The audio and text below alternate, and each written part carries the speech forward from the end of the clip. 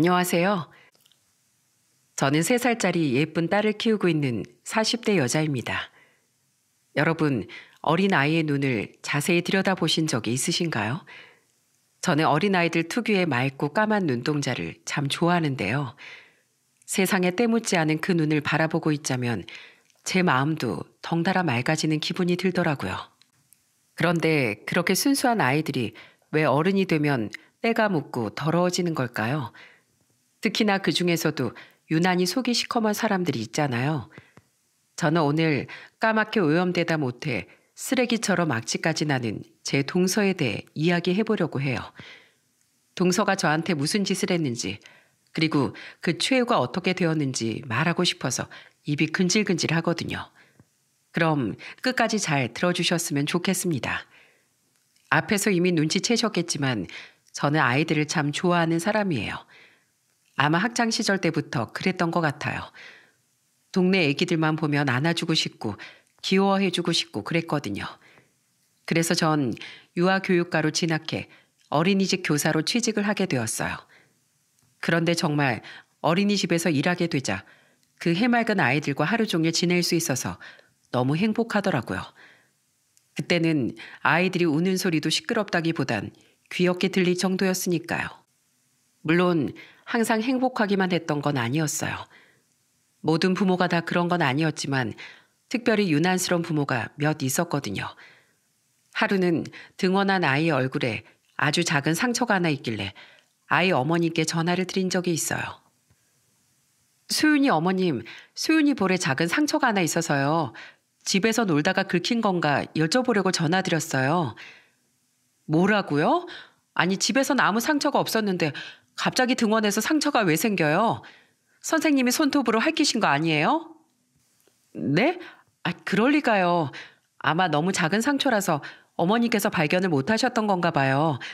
어머님들 중에 바쁘셔서 간혹 놓치시는 분들이 계시거든요. 참나. 지금 내가 우리 소윤이한테 관심도 없다고 얘기하는 거예요? 이봐요 선생님. 어린이집에서 긁어놓고 왜 바쁜 사람한테 전화해서 사람을 모함하세요? 남의 얼굴을 긁어놨으면 무릎을 꿇고 싹싹 빌 생각부터 해야지. 어디서 지금 책임을 떠넘기는 거냐고요. 저 이거 가만 못 있어요. 이따가 소윤 아빠랑 같이 찾아갈 테니까 그런 줄 아세요. 집에서 생긴 상처를 어린이집에서 생긴 상처라고 우기는 건 다반사였고 자기 애만 특별히 옆에 붙어서 챙겨달라는 유난스러운 부모도 여럿 있었습니다. 정해진 시간이 한참 지나도록 아이를 데리러 오지 않아 퇴근을 못하고 붙어 있었던 적도 많았고요. 생각해보면 힘들어서 울었던 날도 꽤 있었던 것 같네요. 그래도 제가 힘을 내서 일할 수 있었던 건 다 아이들의 예쁜 미소 덕분이었습니다. 아무리 힘들어도 아이들이 까르르 웃는 그 모습을 볼 때면 마음속 응어리가 눈 녹듯이 사라지는 기분이었거든요. 그렇게 어린이집에서 일한 지 몇 년이 지나자 그런 일들도 점차 익숙해지기 시작하고 제 마음에도 조금 여유가 생기더라고요. 그래서 학교 선배의 소개로 이삿짐 센터 직원으로 일하는 남편을 만나 20대 후반에 결혼하게 되었답니다. 남편은 제가 살면서 본 그 누구보다도 착한 사람이었어요. 그래서 결혼을 결심한 것도 있었죠. 연애 때 같이 길을 걷고 있는데 길바닥에 떨어진 쓰레기를 아무렇지 않게 줍는 걸 보고 놀랐던 적이 있네요. 게다가 어려워 보이는 사람을 도와주는 것도 서슴지 않았어요. 할아버지, 어디까지 가세요? 저기 언덕 위까지요? 아유, 무거우실 텐데 이리 주세요. 제가 저기까지 끌어드릴게요. 폐지 줍는 할아버지의 리어카를 대신 끌어주는 건 기본이고 길바닥에서 나무를 팔고 있는 할머니들도 그냥 지나치질 못했어요. 물론 결혼 후에 저희 부모님한테도 무척 잘했죠. 결혼한 지 1년 만에 남편과의 사이에서 아이가 생겼을 땐 정말 세상을 다 가진 것 같더라고요. 매일 어린이집에서 남의 집 아이들을 돌보고 있었는데 이제는 제 아이가 그것도 저 천사 같은 남편과의 사이에서 아이가 생겼다고 생각하니 너무 행복했어요. 여보, 나 너무 행복해. 그래서 말인데 우리 아기 태명을 행복이라고 짓는 거 어떨까? 당신하고 결혼해서 행복하고 우리 아기가 나한테 찾아와줘서 행복하고 또 나중에 우리 셋이서 행복하게 살자는 의미로 말이야. 남편도 행복이라는 태명이 마음에 드는지 활짝 웃으며 고개를 끄덕이더라고요. 그렇게 저는 행복이가 태어날 날만 기다렸습니다. 그런데 제가 전생에 무슨 큰 잘못이라도 했는지 행복 대신에 불행이 찾아오고 말았어요. 어느 날 갑자기 배가 너무 아파 응급실에 간 저는 출산 예정일을 한참 앞두고 행복이를 출산하고 말았어요. 29주 만에 세상에 나온 제 아이는 너무나도 작더라고요. 미숙아라서 인큐베이터 안에 들어가 있는 것도 안쓰러웠는데 하필이면 장에 구멍이 나는 바람에 응급 수술을 받아야 했습니다. 그 작은 몸에 칼을 대다니 정말 제 배라도 대신 가르고 싶은 마음이었어요. 제발 아이가 무사하기만을 바라며 기도하고 있는데 의사 선생님이 충격적인 소식을 전해주더군요. 그건 바로 제 아이 행복이가 수술 도중 사망했다는 것이었어요. 말도 안 돼. 우리 행복이가 죽었다고요? 제 딸 행복이가요? 말도 안 돼요. 그럴 리가 없어요. 이제 태어난 지 며칠 되지도 않았는데 벌써 죽는다는 게 말이 되냐고요. 제 뱃속에서 발로 톡톡 건드리고 심장이 뛰는 소리까지 다 들었는데 갑자기 죽었다뇨. 선생님, 그럴 리가 없어요. 우리 행복이 제대로 안아보지도 못했단 말이에요. 그때의 충격이 얼마나 컸는지 지금도 그때를 생각하면 마음이 너무 아픕니다. 저는 울며 불며 의사 선생님께 매달려 봤지만 이미 세상을 떠난 아기를 되돌릴 방법은 없었어요. 한 번도 우는 모습을 보여준 적 없는 제 남편도 제 어깨를 안고 한참이나 흐느끼더라고요. 그렇게 아이를 잃은 슬픔에 제정신이 아닌 상태로 장례를 치르고 화장까지 하고 나니 세상이 참 밉더라고요. 삶의 의욕을 잃어서 아무것도 하기 싫었어요. 그래서 한동안은 일도 하지 못하고 집에서 매일 울기만 했죠. 그러다가 이렇게 살면 안 될 것 같다는 생각에 다시 어린이집에 취업을 했는데 한동안은 얼마나 힘들었는지 모릅니다. 예전엔 어린이집 아이들을 보면 기분이 좋았는데 이젠 우리 행복이가 떠올라서 너무 괴로웠으니까요. 어린이집 구석에서 몰래 눈물을 훔친 적도 많았답니다. 그래도 제게는 착한 남편이 있으니 우리 둘이서라도 행복하게 살면 된다고 매일 스스로를 위로했어요. 비록 제가 자식 복은 없어도 남편 복은 있으니까요. 그런데 살다 보니 그것도 아니더라고요. 남편은 너무 착하다 못해 거의 바보 같을 정도였거든요. 어린이집 월급도 적고 남편도 벌이가 그리 좋진 않아 형편이 넉넉지 못했는데 남편은 자꾸 다른 사람들한테 돈을 퍼주더라고요. 어느 날은 친구와 만나고 온다고 하더니 15만 원도 넘는 카드 결제 문자가 날라오지 뭡니까? 너무 황당해서 집에 돌아온 남편한테 따졌더니 이러더군요. 여보, 미안해. 친구한테 안 좋은 일이 좀 있어서 애가 살도 쪽 빠지고 기운도 하나 없길래 내가 기운 내라고 좀 사 먹였어. 아니, 아무리 안 좋은 일이 있어도 그렇지 한 끼 이렇게 큰 금액을 쓰는 게 말이 돼? 우리 이번 달에 허리띠 졸라매야 되는 거 당신도 잘 알잖아. 돈 없어서 치킨 한 마리도 못 시켜 먹고 있는 판국에 뭐? 소고기를 사줘? 당신 정말 제정신이야? 남편은 자기도 민망한지 머리를 긁으며 멋쩍게 웃더라고요.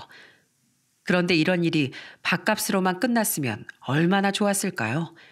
하루는 남편의 차가 심하게 고장이 난 적이 있었어요.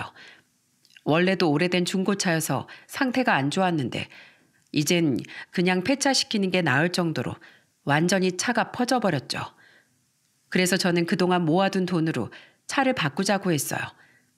그런데 갑자기 남편이 당황하는 겁니다. 뭔가 미심쩍어서 캐묻자 이런 말을 하더군요. 여보, 정말 미안해. 그 나랑 친한 고향 형님 있지? 태성 형님 말이야. 이번에 사업이 어려워져서 급하게 돈이 필요하다고 하길래 내가 돈 좀 빌려줬어. 뭐? 얼마나 빌려줬는데? 2천만 원. 뭐라고? 2천만 원? 당신 진짜 미쳤구나. 2천만 원이 무슨 누구 집 개 이름이야? 아무리 친해도 그렇지 어떻게 나한테 상의도 안 하고 그 큰 돈을 덥석 빌려줄 수가 있어. 미리 말 안 한 건 너무 미안해. 그런데 당신도 알잖아. 태성 형님이 나한테 얼마나 잘해줬는지. 예전에 우리 아버지 아프셨을 때 병원비 없어서 쩔쩔 매는데 형님이 병원비도 대신 내주셨다고. 그때 너무 고마워서 언젠간 갚고 싶었는데 마침 이번에 사업이 어려워졌다길래. 정말 미안해 여보. 형님이 나중에 꼭 갚는다고 했으니까 너무 걱정하지 마. 당신 고등학생 때 있었던 그 일? 그때 병원비 200만 원이었다며. 아무리 고마워도 그렇지 어떻게 200만 원을 2천만 원으로 갚아? 당신 바보야? 그리고 그 형님이 그 돈 못 갚으면 어떡할 건데? 지금도 사업이 어려워서 돈이 없다는데 어디서 어떻게 돈이 생길 줄 알고. 돌려받을 수 있을지 확실하지도 않은 상황에서 저랑 상의도 없이 그 큰 돈을 내주다니요. 저는 정말 억장이 무너지는 줄 알았습니다. 사람이 착해도 정도가 있지. 이 정도면 그냥 바보 아닌가요? 그런데 이미 빌려준 걸 다시 돌려달라고 할 수도 없고 제 속만 썩어 들어갔죠. 결국 남편은 차를 바꾸지도 못하고 한동안 대중교통을 타고 다녀야 했습니다. 그렇게 저희 부부는 여유롭지 못한 생활을 몇 년이나 계속했어요. 그런데 어느 날 시동생이 결혼을 한다고 하더라고요. 시동생은 대기업을 다니는 잘 나가는 회사원이었는데 역시 능력이 있어서 그런지 피부과 의사랑 결혼한다고 하더군요. 시부모님은 집안에 의사가 생겼다며 엄청 좋아하셨죠. 얼마 후 시동생이 신혼여행을 다녀와 시댁에 인사를 드리러 오던 날이었어요. 현관문을 열고 시동생 내외가 들어오는데 아주 그냥 삐까뻔쩍하더라고요. 딱 봐도 비싸 보이는 옷을 위아래로 차려입고 손에는 명품 쇼핑백이 가득한 게 역시 사는 수준이 저희와는 완전히 딴판이더군요. 어머, 이게 다 뭐니? 이거 엄청 비싼 거 아니야? 아이고, 살다 내가 이런 비싼 명품백도 받아보는구나. 몇백만 원씩 하는 명품백에 명품 시계까지 동서가 시부모님께 그 비싼 선물들을 턱하고 드리는 걸 보니 조금 주눅이 들긴 하더라고요. 게다가 동서는 피부과 의사라서 그런지 저랑 4살밖에 차이가 안 나는데도 피부결에 광이 나고 연예인같이 예뻤어요. 시동생이 여자를 참 잘 골랐다는 생각이 들었죠. 다만 한 가지 마음에 안 들었던 점은 말을 좀 얄밉게 한다는 거였어요. 어머, 형님, 얼굴에 이게 다 뭐예요? 나이에 비해서 잡티가 너무 많으시다. 원래 피부 관리는 20대 때부터 했어야 되는 건데 모르셨어요? 관리를 안 해도 너무 안 하셨네. 다음에 저희 병원에 레이저 시술이라도 한번 받으러 오세요. 싸게 해드릴게요. 다짜고짜 피부 지적에 기분이 조금 나빴지만 직업이 피부과 의사라서 그런가 보다 하고 좋게 넘겼습니다. 그러니까 말이야. 나도 동서처럼 진작에 관리를 했어야 했는데 못했네. 지금이라도 동서네 병원에서 관리 잘 받으면 되지 뭐. 그런데 생활비 쓰기도 빠듯한 제가 피부 관리할 돈이 어디 있겠어요. 당연히 그 말은 빈말이었습니다. 그런데 동서는 제가 병원에 오지 않자 전화를 해서 이런 말을 하더군요. 형님, 피부 관리하러 안 오세요? 제가 할인해드리면 얼마 안 하는데 설마 겨우 몇만 원도 부담스러워서 안 오시는 건 아니죠? 하긴 어린이집 교사 월급이 쥐꼬리만 하다고 하긴 하더라고요. 애들한테 하루 종일 치이고 월급은 쥐똥만큼 받고. 에이, 그런 일 왜 하세요? 도대체 왜 갑자기 전화해서 남의 속을 박박 긁어놓는 건지. 그래도 동서랑 자주 왕래가 있는 건 아니어서 기분 나쁜 건 잠깐이니 그냥 넘어가기로 했습니다. 가족 간에 분란 일으켜서 좋을 건 없으니까요. 그런데 시동생이 결혼한 지 6개월쯤 됐을 때 좋은 소식이 생겼어요. 바로 저한테 소중한 아기가 또 한 번 찾아왔거든요. 첫째를 그렇게 잃고 나서 여러 번 시도해봐도 안 됐었는데 결혼 8년 만에 다시 아이를 가지게 된 거죠. 저랑 남편은 너무 기뻐서 서로 부둥켜 안고 한참을 울었답니다. 그런데 한 달 뒤에 좋은 소식이 또 하나 생겼어요. 동서도 임신을 했다고 하더라고요. 제 아이가 생긴 것도 모자라 이젠 조카까지 생기다니 저도 너무 기분이 좋았죠. 시부모님 역시 집안에 새로운 사람이 들어오니 경사가 생기는 거라며 정말 기뻐하셨어요. 그렇게 저는 하루하루 아이를 위해 잘 먹고 쉬며 지냈습니다. 이번엔 건강한 아이를 낳기 위해 임신 5개월 때부턴 아예 어린이집을 그만두고 집에서 쉬었죠. 그런데 아이 낳을 준비를 하기에도 벅찬 상황에서 남편이 또 사고를 치더군요. 여보, 미안해. 친구가 급하게 돈이 필요하다고 해서 좀 빌려줬어. 퇴근하고 돌아온 남편의 입에서 나온 말은 정말 충격적이었어요. 남편과 가장 친한 친구 중 몇 달 전 아이를 낳은 친구가 있었는데 그 친구한테 3천만 원을 빌려줬다는 겁니다. 저는 너무 화가 나서 남편에게 막 따지기 시작했어요. 당신 진짜 미쳤어? 도대체 왜 그러는 거야? 이제 우리도 애 키우려면 돈이 얼마나 많이 들어가는데 한두 푼도 아니고 3천만 원을 그렇게 턱하니 빌려주면 어떡해? 그거 나중에 받을 수 있긴 있는 거야? 지난번에 그 형님한테 빌려준 2천만 원도 아직 한 푼도 못 받았잖아. 미안해 여보. 그런데 그럴 만한 사정이 있었어. 이번에 그 친구가 아기 낳은 건 알지? 그런데 그 아이가 희귀병이래. 그 조그만 게 힘든 수술을 몇 번이나 했는지 몰라. 산소호흡기에 모에 온갖 줄을 주렁주렁 달고 있는 사진을 보여주는데 너무 가슴이 아프더라. 걔를 보니까 일찍 떠나버린 우리 행복이가 생각나더라고. 여보, 친구네 아인 수술을 몇 번 더 받으면 살 수 있대. 우리 행복인 떠나버렸지만 그 아이는 살릴 수 있잖아. 수술비가 없어서 그 불쌍한 어린애를 또 하늘로 떠나보낼 순 없잖아. 뭐라고? 희귀병? 그래서 수술비로 쓰라고 그 돈을 줘버렸단 말이야? 미안해. 당신한테 죄 짓는 일인 건 알지만 어쩔 수 없었어. 솔직히 그 돈 받을 수 있을 거라고는 생각 안 해. 친구네 사정이 지금 많이 안 좋거든. 그래도 내가 걔랑 어릴 적부터 제일 친한 친구인데 도와줄 수 있는 건 도와줘야 하잖아. 더군다나 다른 일도 아니고 아이가 아프다 하는데 여보, 미리 말 안 해서 정말 미안해. 아이고, 이 화상아. 친구네 사정이 딱한 건 알겠는데 우리 사정도 좀 생각을 해야지. 안 그래도 내가 어린이집 그만두는 바람에 생활비에 쪼들리고 있는데 당신까지 이러면 어떡해. 진짜 내가 못 살아. 당신 착한 것도 정도가 있지. 이 정도면 병이야, 병. 너무 속상한 마음에 남편한테 모진 말을 마구 내뱉었지만 저도 마음이 안 좋긴 마찬가지였어요. 친한 친구가 아기를 가졌다고 좋아했던 게 엊그제 같은데 하필이면 희귀병이라니. 아니 그 어린애가 뭘 잘못했다고 태어나자마자 그런 고통에 시달리게 하나요? 저는 답답한 마음에 한숨만 푹푹 내쉬었어요. 그렇게 몇 달이 흐르고 저는 막달을 꽉 채워 예쁘고 건강한 딸을 출산하게 되었답니다. 혹시라도 또 잘못될까 봐 낳고 나서도 얼마나 전전긍긍했는지 모릅니다.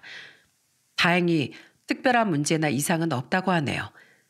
그리고 한 달 뒤 동서도 아이를 낳았어요. 한 명도 아닌 아들 쌍둥이를 말이죠. 아들 쌍둥이가 제일 키우기 힘들다던데 고생 꽤나 하겠다 싶었죠. 그런데 산후조리원을 마치고 나온 동서한테서 어느 날 전화가 오더라고요. 형님, 조만간 어린이집에 복지 가실 예정이죠? 그러지 말고 그냥 저희 쌍둥이 좀 봐주실래요?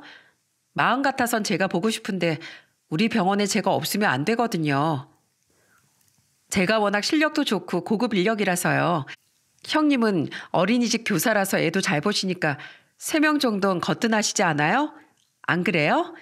애 봐주는 비용은 넉넉하게 드릴게요. 뭐라고? 아무리 내가 어린이집에서 오래 일했다지만 갓난아기 셋은 만만치 않은데. 에이, 그러지 말고 저희 쌍둥이 좀 봐주세요. 그렇게만 해주시면 저희 애들 한 명당 165만 원씩 해서 월급 330만 원씩 드릴게요. 연봉으로 따지면 4천만 원 정도 되는데 그 정도면 어린이집에서 버는 것보다 훨씬 나을걸요? 에이, 기분이다. 저희 애들 3년 봐주시면 퇴직금도 2천만 원 쏠게요. 쌍둥이를 봐달라는 말에 처음엔 무리라고 생각했지만 연봉 4천에 퇴직금 2천만 원까지 주겠다고 하니 혹하더라고요. 어차피 저도 저희 애를 봐야 돼서 당분간은 복지도 못하는데 이왕 집에서 애 보는 거 2명 더 보고 직장인 월급 수준으로 받아가면 좋겠다 싶었어요. 결국 저는 남편과 상의하에 동선의 쌍둥이를 봐주기로 결정했습니다. 일요일 저녁에 동선회에 가서 쌍둥이를 데려오고 평일 내내 저희 집에서 지내다가 토요일 아침에 데려다 주는 걸로요. 그렇게 갓난아이 셋을 동시에 돌보는 생활이 시작되었습니다. 역시나 예상했던 대로 무진장 힘들더군요. 한 명이 울면 나머지 두 명이 따라 울고 배는 왜 또 동시에 고픈 건지 손이 두 개뿐이라 셋한테 동시에 우유를 줄 수도 없고 정말 난감하더라고요. 제일 힘들었던 건 애들을 재울 때였습니다. 아이고 서준아 그만 울고 코 자자. 이러다가 내 형도 깨겠어. 어머머 벌써 깨버렸다. 하준아 조금만 기다려. 동생 얼른 재우고 안아줄게. 한 명을 겨우 재워놓으면 나머지 한 명이 울어서 깨워버리고 깬 애를 다시 재우면 또 다른 애가 울어서 깨워버리고 정말 미치는 줄 알았습니다. 밤낮 없이 애들이 울어대는 통에 잠도 한숨 못 자고 낮에라도 애들 재우고 잠깐이라도 눈을 붙이면 좋으련만 그럴 여유조차 없었어요. 그나마 밤에는 남편이 저희 애라도 봐주니까 망정이었지. 안 그랬으면 전 이미 탈진해서 쓰러졌을지도 모릅니다. 그런데 애 셋을 돌보는 것도 하다 보니까 요령이 점차 늘긴 늘더라고요. 나중엔 쌍둥이용 유모차에 애들 둘을 태우고 제 딸은 아기띠로 안은 채 재우기도 했어요. 유모차는 앞뒤로 흔들고 제 딸은 손으로 토닥이면서요. 인터넷에 보니 자동으로 토닥이는 인형도 있다길래 그것도 사서 엉덩이에 달아주고 진짜 별의 별짓을 다 했네요. 그렇게 한 달 동안의 힘든 육아가 끝나고 동서에게서 월급을 받기로 한 날이 되었어요. 그런데 저녁이 될 때까지 입금이 되지 않아 동서에게 전화를 해보니 이렇게 말하더군요. 형님, 죄송해요. 요즘에 저희 병원이 좀 힘들어가지고 저도 아직 월급을 못 받았어요. 어떻게 하면 좋죠? 뭐라고? 아니 동서 모아놓은 돈 없어? 서방님도 돈 잘 버시잖아. 이가 번 돈은 집 사는데 다 써버렸죠. 형님 진짜 죄송한데 조금만 기다려 주실래요? 제가 월급 받으면 바로 드릴게요. 동서가 잔뜩 미안해하는 말투로 그렇게 말하니 돈 달라고 쪼을 수도 없더라고요. 의사는 월급 같은 건 안 밀리는 줄 알았는데 병원이 힘들다는데 어쩌겠어요. 그래서 그냥 이번 달은 동서 사정 봐서 이해해 줄 테니까 다음 달에 2달치 월급을 달라고 했죠. 그러자 동서가 정말 죄송하다며 꼭 그렇게 하겠다고 하더라고요. 그렇게 또 한 달의 시간이 더 지났어요. 겨우 한 달 차이인데도 애들이 쑥쑥 큰 게 보여서 너무 신기하더라고요. 처음엔 울음소리도 아기 고양이 마냥 가냘펐는데 이젠 어찌나 우렁찬지 몸은 정말 힘들었지만 제 딸과 조카들이 커가는 모습에 매일 뿌듯한 마음이 들었답니다. 그런데 월급날이 되자 동서한테서 또 전화가 왔어요. 형님, 이거 어떡하죠? 이번에도 월급을 또 못 드릴 것 같은데 월급을 받긴 받았는데 이번에 저희 친정아빠가 급하게 필요하다고 하셔서 빌려드리는 바람에 사업하시는데 요즘 상황이 좀 안 좋거든요. 이거 어떡하죠? 그럼 난 어떡하라고. 나도 생활비가 빠듯해서 지금 대출까지 받아서 쓰고 있는데 동서가 그러면 어떡하라는 거야. 서방님은 지금 이 상황 아셔? 남편도 당연히 알죠. 남편 월급까지 저희 아빠한테 다 보내드렸는걸요. 정말 죄송해요 형님. 진짜 이번이 마지막이에요. 딱 한 달만 더 기다려주세요. 네? 2달 연속으로 월급을 주지 못하겠다니 정말 너무 황당했습니다. 그런데 이번엔 또 친정아빠한테 빌려드렸다고 하니 그 돈 당장 가져오라고 억지를 부릴 수도 없었어요. 저 같아도 저희 친정아빠가 어려운 상황에 처했으면 도와줬을 것 같거든요. 그래서 진짜 이번이 마지막이라는 마음으로 참았습니다. 그래도 답답하긴 해서 남편한테 하소연을 했더니 동서가 그럴 만한 사정이 있어서 그런 걸 테니 이해해 주자고 하더군요. 그런데 이해는 개뿔. 3달째 되는 날 동서는 똑같은 짓을 또 반복하더군요. 형님, 이번 달에 자동차 보험이 2개나 빠져나가는 바람에 어떡하죠? 저는 도저히 참을 수가 없었습니다. 처음엔 동서의 말이 사실인 줄 알고 믿었는데 이제 보니 일부러 이러는 것 같더라고요. 동서, 지금 나랑 장난하는 거야? 핑계대는 것도 한두 번이지. 언제까지 날 공짜로 부려먹을 침산이야? 자동차 보험이고 뭐고 난 모르겠으니까 당장 석 달치 월급 내놔. 쌍둥이 봐주는 게 뭐 쉬운 일인 줄 알아? 에이, 형님, 그렇다고 왜 화를 내고 그러세요? 알았어요. 드리면 되잖아요. 아휴, 돈도 없는데 이해 좀 해주시지.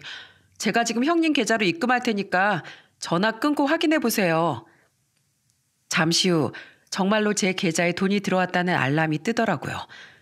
그런데 그 금액을 확인한 저는 정말 뒤집어지는 줄 알았습니다. 석 달치 월급을 달라고 했더니 글쎄 얼마를 입금한 줄 아세요? 한 달치 월급도 안 되는 꼴랑 20만 원을 입금했더라고요. 저는 동서가 저를 놀린다는 생각에 전화해서 따지기 시작했어요. 동서, 지금 나 놀리는 거지? 20만 원이 뭐야? 석 달치 월급이 20만 원이야? 동서 나한테 한 달에 얼마 준다고 했어? 330만 원씩 준다고 했잖아. 형님, 죄송해요. 제가 사정이 안 좋다고 말씀드렸잖아요. 죄송하지만 그것밖에 못 드려요. 뭐라고? 지금 죄송하다면 다야? 지금 나랑 장난치자는 거지? 쌍둥이를 3달을 봐줬는데 꼴랑 20만 원? 동서 병원 힘들다며. 힘들다는 사람이 저번에 한번 가보니까 손님이 바글바글 하던데 도대체 어떻게 된 거야? 친정 아버지 사업이 요즘 힘드시다며. 저번에 어머님이 그러시는데 사돈 어른 이번에 새로 사업 확장하신다더라. 정말 힘드신 거 맞아? 나한테 돈 주기 싫어서 거짓말하고 있는 거 아니야? 그런데 제가 추궁하자 동서는 갑자기 말투가 싹 바뀌어서는 저를 비꼬더라고요. 어머, 그 말을 정말 다 믿으셨어요? 아, 하여튼 무식한 것들은 잘도 속는다니까. 형님, 아무리 없이 살아도 그렇지 너무 돈만 밝히신다. 가족끼리 좀 공짜로 봐줄 수도 있는 거 아니에요? 다른 사람도 아니고 조카잖아요, 조카. 어차피 형님도 애 봐야 하는데 보는 김에 같이 보면 좋잖아요. 어린이집 교사 출신이 애 보는 게 뭐 그렇게 어렵다고. 참나. 동서, 지금 말 다 했어? 무식한 게 어쩌고 어째?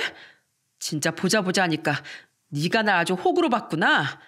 그래, 너 아주 두고 보자. 내가 너한테서 그 돈 다 받아낼 테니까 두고 봐. 나중에 울면서 후회나 하라고. 저는 그렇게 말하고선 전화를 확 끊어버렸습니다.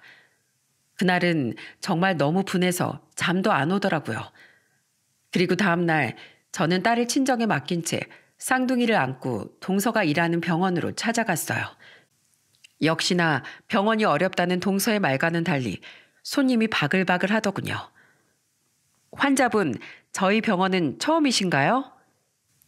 아, 저 진료 보러 온 거 아니고요. 여기 의사 중에 이선아라고 있죠? 이선아가 제 동서인데요. 좀 만나고 싶어서요. 잠시 후 당황스러운 표정으로 나온 동서는 저에게 왜 왔냐고 묻더라고요. 그래서 저는 손님들도 다 듣게 큰 소리로 대답해 줬죠. 동서, 나 월급 받으러 왔어. 병원에 손님이 엄청 많네. 근데 이게 다 뭐야? 물강 주사, 배곡 주사, 비타민 주사. 주사 한 대 맞는데 되게 비싸네. 이야, 병원이 잘 안 된다더니 주사 한 대씩 놔주고 돈은 오질나게 버나 봐. 그럼 내 월급은 바로 줄 수 있겠다. 자, 여기 내 월급 명세서야. 똑똑한 동서가 월급 명세서 작성은 할 줄 모르는 것 같아서 내가 대신 작성해 왔어. 자, 여기 보이지? 석 달치 월급 990만 원. 지급이 늦었으니까 이자까지 쳐서 1,000만 원으로 주면 더 좋고. 형님, 지금 이게 뭐 하는 짓이에요? 여기 제 직장이라고요. 얼른 나가세요, 얼른요. 왜 그래? 동서가 여기서 일하는 것처럼 나도 일한 돈 받으러 온 건데 그게 뭐 어때서? 아이, 그냥 좀 가시라니까요. 손님들이 다 듣잖아요. 제발요. 동서가 등을 떠밀자 저는 못 이기는 척 나와버렸습니다. 그리고 다음 날에도 또 쌍둥이를 안고서 병원에 찾아갔죠. 아이고, 우리 쌍둥이들 너무 불쌍하다. 엄마가 애들을 큰엄마한테 맡겨놓고 돈도 안 주네. 자식 입에 들어가는 돈은 안 아깝다던데 너희 엄만 너희 키우는 돈도 아까운가 보다. 형님, 왜 또 오셨어요? 지금 제정신이세요? 동서 안녕? 우리 자주 보네? 아니, 애들이 엄마가 보고 싶다길래 찾아왔지. 그런데 월급은? 설마 아직도 병원이 어려운 거야? 그럼 이 손님들은 뭐야? 병원비 안 받고 공짜로 진료해 주는 건가? 아, 동서가 병원에서 일하는 게 아니라 자원봉사단체에서 일하는 건가 보구나. 우와, 이런 좋은 곳이 있었으면 나도 진작에 좀 다닐걸. 나도 공짜로 주사 맞으면 동서처럼 피부가 탱글탱글해질 수 있는 거야? 형님, 환자분들이 오해하시잖아요. 세상에 공짜 주사가 어딨어요. 형님, 제발 좀 가주세요. 네? 이러다가 저희 병원 안 좋게 소문나면 어쩌시려고 그래요. 병원에 온 손님들은 수근거리기 시작했고 동서의 얼굴은 시뻘개졌죠. 저는 그 다음 날에도 동서를 찾아갔습니다. 아이구야, 역시 돈 잘 버는 피부과라서 그런지 소파가 아주 푹신하고 좋네. 그냥 우리 쌍둥이들 앞으로 여기서 재우면 되겠다. 얘들아, 너희도 엄마가 일하는 병원에서 지내는 게 더 좋지? 동서가 하도 월급을 안 주길래 나 그냥 앞으로 여기서 살려고. 생활비도 모자라 죽겠는데 병원에 에어컨도 빵빵하고 소파도 푹신하니 지내기가 딱 좋지 뭐야. 그냥 이참에 집도 확 팔아버리고 여기에 눌러 앉을까 봐. 형님, 진짜 저 미치는 걸 보고 싶어서 이러세요? 미치긴 누가 미쳐. 얼굴에 철판 깔고 뻔뻔하게 나오는 동서보단 쌍둥이를 3달이나 봐주고 땡전 한 푼 못 받은 내가 미치지. 안 그래요? 거봐, 여기 간호사분도 고개 끄덕이시잖아. 아휴, 동서가 병원 내에선 평판이 좋은 줄 알았는데 그것도 아닌가 보네. 하긴 지애들 키우는 비용도 안 주는 책임감 없는 엄마가 직장에서라고 일을 퍽이나 잘하겠어? 그런 거 아니거든요. 이봐요, 김 간호사. 왜 웃고 그래요? 설마 우리 형님 말에 동의하시는 거예요? 내가 그렇게 웃어? 어머머, 간호사한테 저 갑질하는 것 좀 봐. 동서 그렇게 안 봤는데 성깔 장난 아니다. 설마 환자들한테도 그렇게 하는 건 아니지? 아유, 이거 뭐 무서워서 동서한테 관리 받겠어? 형님, 제발 부탁드려요. 형님 때문에 병원 분위기가 너무 어수선하잖아요. 제발 돌아가 주세요. 네? 알았어. 그럼 오늘은 돌아가지 뭐. 그럼 내일 또 보자. 형님, 내일 또 오시게요? 안 돼요. 제발 좀 오지 마시라고요. 그렇게 저는 동서를 잔뜩 약올리고 집에 돌아왔습니다. 그런데 그날 저녁 동서한테서 문자가 오더라고요. 형님, 제가 그 돈 드릴게요. 그 돈 드린다고 약속할 테니까 제발 내일부턴 저희 병원에 오지 마세요. 하지만 여태까지 절 속인 동서의 말을 믿을 수가 있나요? 저는 끝까지 철저히 받아내겠다는 심산으로 동서에게 파일 하나를 작성해서 보내버렸죠. 동선 그걸 보고 놀라선 저에게 바로 전화를 하더군요. 형님, 이게 뭐예요? 주간 계획표라뇨. 모레는 저희 병원 방문, 금요일엔 병원 홈페이지에 민원 작성, 일요일엔 맘카페에 폭록을 작성. 이게 지금 뭐냐고요? 설마 이 계획표대로 하시려는 거예요? 당연하지. 동서가 그동안 날 얼마나 많이 속였는데 또 당할 수는 없잖아. 동서가 또 돈을 안 주면 내가 그런 방법이라도 써야 되지 않겠어? 왜? 내가 계획을 너무 널널하게 짰나? 그냥 하루에 확 2탕씩 띄워버릴까? 병원 민원글이랑 맘카페 글을 하루에 몇 개씩이라도 쓸 수 있으니까 그냥 이참에 하루 종일 도배해버릴까 봐. 형님, 제발요. 제발 한 번만 봐주세요. 네? 봐주긴 뭘 봐줘? 월급부터 주고 얘기해. 저는 전화를 확 끊어버렸어요. 그리고 분한 마음에 냉수만 벌컥벌컥 들이켰죠. 그런데 때마침 시동생에게서 전화가 오는 겁니다. 형수님, 고생 많으시죠? 형수님 덕에 저희 애들이 별탈 없이 잘 크고 있는 것 같아서 너무 감사해요. 애 셋을 동시에 보는 게 쉬운 일이 아니실 텐데 그것밖에 못 드려서 죄송해요. 제가 조금만 더 여유가 생기면 더 많이 챙겨드릴게요. 아무튼 형수님, 벌써 3달이나 고생해 주셨는데 앞으로도 잘 부탁드릴게요. 항상 감사합니다. 보아하니 시동생은 이 사태를 전혀 모르는 것 같더군요. 저는 시동생에게 확 다 말해버릴까 하다가 괜히 집안에 분란만 일으키는 것 같아 얘기하지 않았어요. 그리고 자기 남편까지 속이면서 이런 짓을 한 동서에게 홍군형을 내줘야겠다고 생각했죠.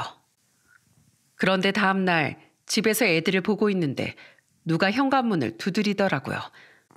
알고 보니 동서가 저희 집에 찾아온 거였습니다. 동서는 들어오자마자 제 앞에 무릎을 꿇더니 싹싹 빌더라고요. 형님, 정말 죄송해요. 저 형님이 이렇게 무서운 사람인지 몰랐어요. 저요, 병원에서 소란스럽게 한다고 원장님한테 불려가서 몇 번이나 혼났는지 몰라요. 안 그래도 병원에서 이미지가 별로 안 좋았는데 여기서 더 안 좋아지면 저 잘릴 수도 있단 말이에요. 그러니까 제발 저 좀 용서해 주세요. 네? 용서는 무슨 용서? 내가 말했지? 월급부터 주고 얘기하라고. 드릴게요. 드린다고 했잖아요. 대신 이틀만 기다려주세요. 지금 돈이 어디 묶여있는 바람에 바로 뺄 수가 없어서 그래요. 그러니까 제발 저희 병원에 찾아오지 좀 마세요. 저 형님이 병원 문 앞에 나타날 때마다 저승사자 만난 것처럼 심장이 덜컥 내려앉는단 말이에요. 그리고 이 다크서클 좀 보세요. 어젯밤에도 또 형님이 저희 병원에 오실까봐 저 잠도 한숨 못 잤다고요. 다크서클이고 뭐고 내가 알 필요 없고 이틀? 내가 동설 뭘 믿고 이틀을 더 기다려줘? 제발 믿어주세요. 진짜예요. 형님, 제가 어떻게 하면 될까요? 어떻게 하면 저 용서해 주실 거예요? 그럼 이렇게 해. 이틀 안에 그 돈 주는 건 당연한 거고 그거랑 별도로 각서도 쓰고 앞으로 하루에 한 장씩 반성문 써서 나한테 제출해. 알겠어? 네? 각서랑 반성문이요? 형님, 저 반성문 같은 거 쓸 줄 몰라요. 저 학교 다닐 때 선생님한테 혼난 적도 없고 모범생으로만 자라서 반성문 같은 건 한 번도 안 써봤단 말이에요. 모범생은 개뿔. 지금 동서 인생을 봐. 거짓말로 날 속이고 부려먹으며 산 게 모범생이야? 사기꾼 아니고? 그래서 뭐 싫어? 싫으면 말고. 아참, 서방님은 동서가 나한테 월급 꼬박꼬박 주는 줄 알고 있더라. 그냥 이참에 서방님한테 얘기해서 돈 받아버릴까? 안 돼요. 그건 절대 안 돼요, 형님. 저 그거 남편이 알면 큰일이란 말이에요. 알았어요. 각서랑 반성문 쓸게요. 쓸 테니까 제발 저희 남편한테 말하지 말아주세요.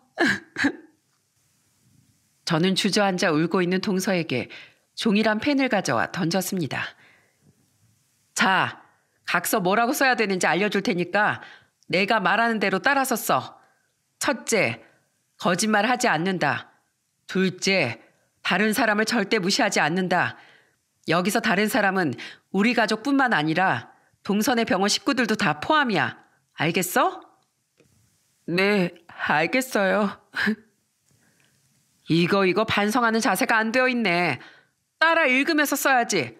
자, 얼른 따라해. 첫째, 뭐라고? 첫째, 거짓말을 하지 않는다. 둘째, 다른 사람을 절대 무시하지 않는다. 그래, 그럼 셋째, 항상 말을 예쁘게 한다. 넷째, 이 모든 사항 중 단 한 가지라도 어길 시 반성문 100장을 쓴다. 형님, 반성문 100장은 너무 심하잖아요. 한 장도 힘든데 어떻게 100장을 써요? 안 어기면 되잖아. 왜? 벌써부터 어길 생각인가 보지? 아니에요. 그런 거 절대 아니에요. 형님, 제가 진짜 반성할게요. 반성문도 매일 한 장씩 꼬박꼬박 쓰고 형님 월급도 꼭 보내드린다고 약속할게요. 진짜 너무 죄송해요. 그렇게 동서는 집에 돌아갔고 정말로 다음날 반성문을 써서 보내왔더라고요. 자기가 왜 저한테 그런 짓을 했는지 구구절절 써놓은 내용을 읽어보니 가관도 아니었어요. 동서가 자기 월급을 몽땅 다 주식에 투자하고 있었는데 그게 최근 오를 낌새를 보이니 팔기 아까워서 제 월급을 안 줬던 거더라고요. 그런데 이젠 그런 돈 욕심 때문에 저한테 피해주는 행동은 안 하겠다며 죄송하다는 말을 몇 번이나 써놨는지 모릅니다. 그리고 다음 날 동서는 정말로 제 석 달치 월급 990만 원을 입금하더군요. 설마 이렇게까지 했는데도 입금을 안 하면 그건 정말 사람도 아니라고 생각하고 있었는데 다행히 동서는 사람 자격은 잃지 않았네요. 그렇게 동서가 반성문을 보내온 지도 벌써 열흘이 되었어요. 그런데 동서도 본성이 나쁜 사람은 아니었던 걸까요? 비록 저에게 한 짓은 정말 못됐지만 동서가 매일 보내오는 반성문을 읽어보니 정말로 진심으로 뉘우치고 있는 것 같더라고요. 그래서 저는 동서를 밖에서 따로 만나 같이 술 한잔하면서 이렇게 얘기했어요.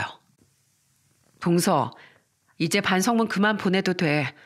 동서가 진심으로 뉘우치고 있는 거 알았으니까 이젠 그 마음 변치 말고 애들한테 제발 모범이 되는 엄마가 되어줬으면 좋겠어. 내가 뭐 동서를 괴롭히고 싶어서 그랬겠어? 그게 아니라 우리 사랑하는 조카들이 엄마를 보고 좋은 점을 잘 배웠으면 좋겠다는 마음에 그렇게 한 거야. 그러니까 이제 우리도 서로 쌓였던 앙금은 풀고 잘 지내보자고. 가족끼리 화목한 게 제일 좋은 거잖아. 형님, 정말 감사해요. 저요, 반성문 쓰면서 제가 얼마나 형님한테 못된 짓을 했는지 정말 뼛속까지 깨달았어요.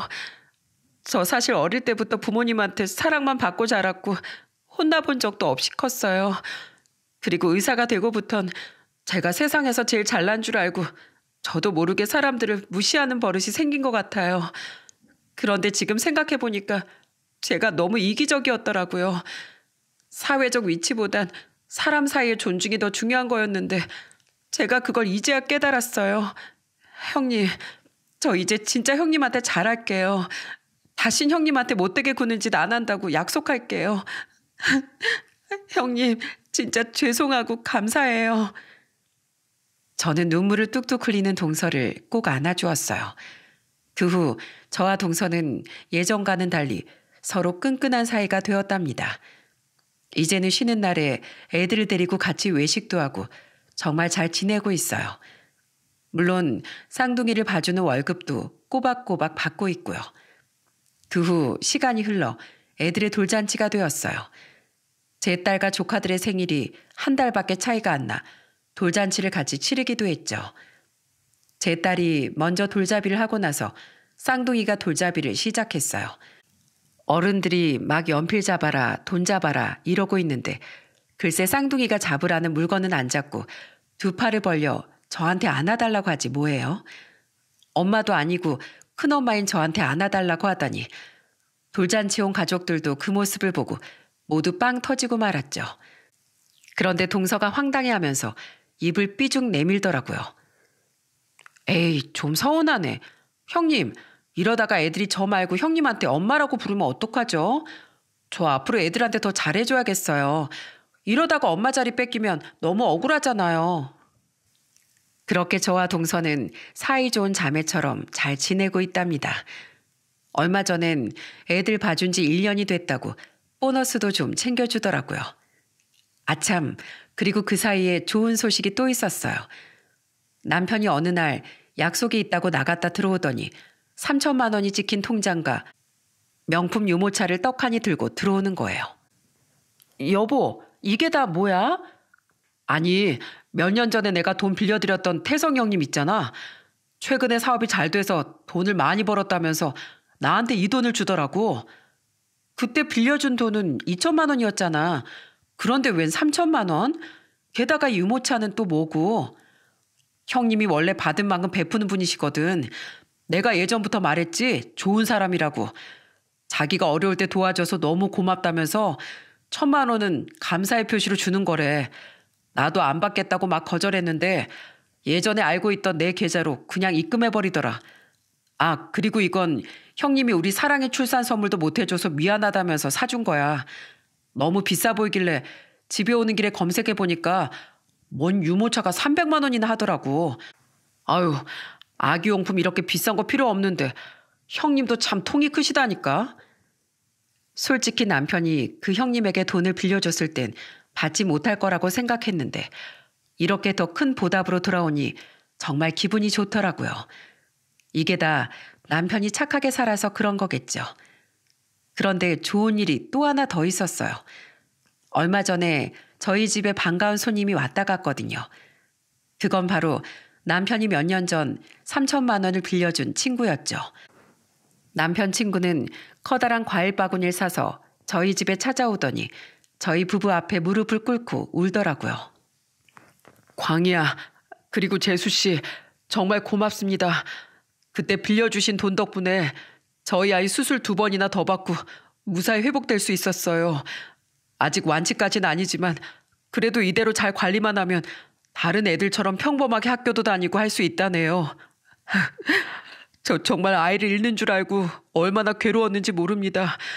수술은 시켜야 하는데 돈은 다 떨어졌고 대출도 더 이상 안 나와서 정말 절망스러웠거든요.